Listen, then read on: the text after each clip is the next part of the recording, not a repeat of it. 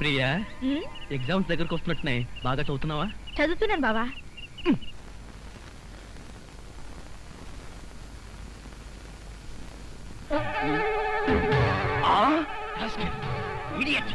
ఇన్ని గుండెలు నీకు, ఆ కూతురు పక్కనే పడుకుంటావా? నువ్వు బతకడానికి వీల్లేదు. ఏమండి ఏమండి ఏమైందండి? పగలే అనుకున్నాను, మీ నాన్న కల్లోకి వచ్చి రాత్రిపూట కూడా నన్ను చంపుతున్నాడు. పీడకలు వచ్చిందా? మరే క్రూర మృగాన్ని కాల్ చంపేసినట్టు నన్ను కల్లో మీ నాన్న కాల్ చేశాడు. అబ్బా, అలాంటి కళ్ళు వస్తే మంచిదేలండి, పడుకోండి. ఏంటి, నన్ను చంపితే నీకు మంచిదా? అయ్యో అది కాదండి. ఎవడే వాడు ఈ టైంలో? డాడీ వచ్చారండి, నిజంగానే వచ్చారు. అయితే నిజంగానే చంపేస్తాడు. ఇప్పుడు ఎలా? అయ్యో, మీరు వెళ్ళి సతీష్ని పంపించండి తొందరగా.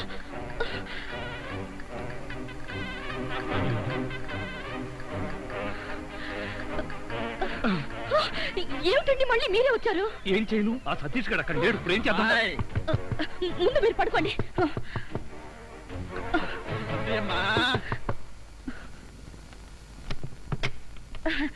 ఏమిటాడి ఈ టైంలో వచ్చారు?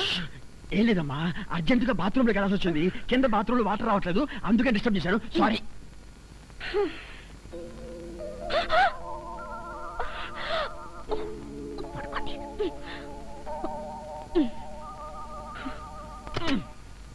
అమ్మాయి, ఈ బాత్రూమ్ లో కూడా వాటర్ రావటం లేదే. ఇదిగో ఒక్కసారి అల్లుడు గారు లేపితే కింద మోటార్ వేస్తారేమో. అల్లుడు అది కదా డాడీ, ఆయనకి నిద్రలో లేపితే మహా చెడ్డ కోపం.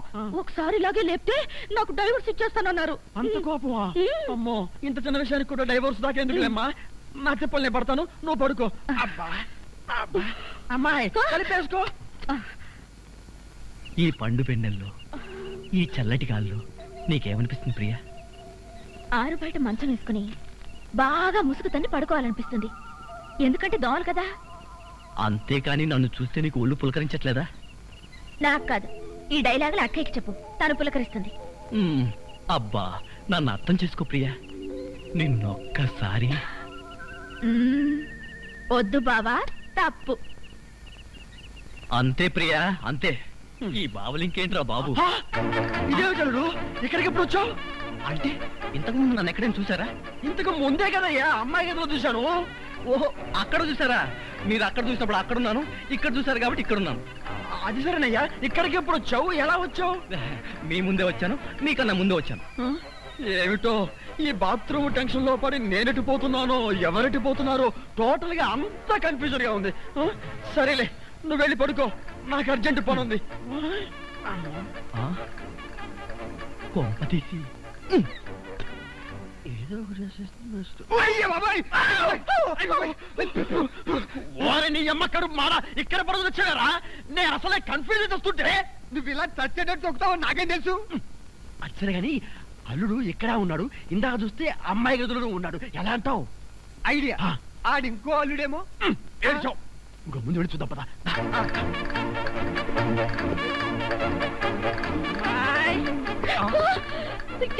మళ్ళీ మాట్లాడి వచ్చారండి.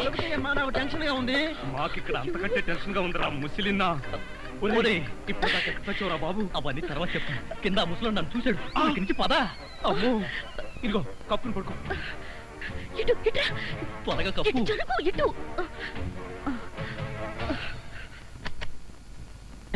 మరేం లేదు, పడుకుంది అల్లుడేగా.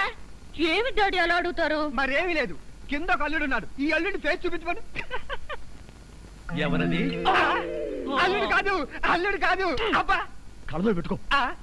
అల్లుడే. నువ్వు నోరుమై, బ్యాటరీ వేస్ట్ అవుతుంది. అల్లుడు ఏమిటి ట్రిక్? కింద నువ్వే ఉన్నావు, పైన నువ్వే ఉన్నావు. నీకేమైనా మ్యాజిక్ వచ్చా? మ్యాజిక్ లేదు, మంత్రం లేదు.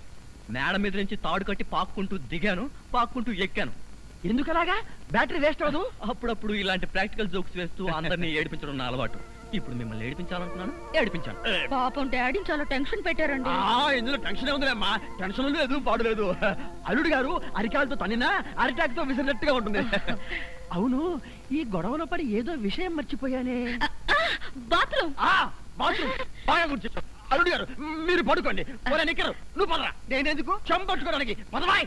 Come in welcome. ఒంపుల వైఖరి సొంపుల వాకిలి ఇంపుగా చూపవే వయ్యారి. వెల్లువ మాదిరి అల్లరి ఆకలి ఎందుకు పోకిరి చాలు మరి. మోవిని మగతావిని ముడివేయనీయవా. కాదని అనలేనని గడియైనాగవా. అదుపు పొదుపు లేని ఆనందం కావాలి.